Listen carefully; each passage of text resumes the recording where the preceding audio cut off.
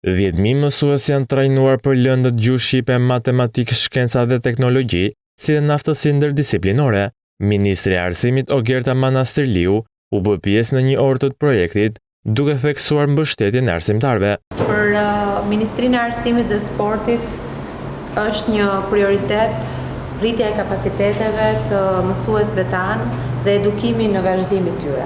Dhe këtu në Fakultetin e Histori Filologjisë tashmë keni kryer një seri trajnimesh për gjatë 4 muajve. Programi, tha ajo, do të përfshijë 16.000 mësues. Me synimin për të trajnuar në këtë vit rreth 16.000 mësues dhe për të realizuar një qëllim madhor, atë të rritjes aftësive të mësuesve. 7 universitete publike dhe 200 pedagog janë përfshirë në trajnimin e mësuesve. 7 universitete publike janë të përfshira, janë rreth 200 pedagogët të përfshirë në këtë proces të madh të edukimit në vazhdim, i cili bën bashk arsimtarët tanë të gjithë cikleve të arsimit.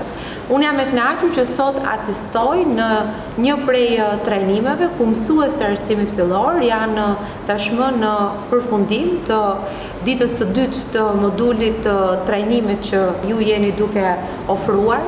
Ministra Manastirliu tha se për ciklin shkollor 2026-2028 do të ndërtohen module të reja trajnimi.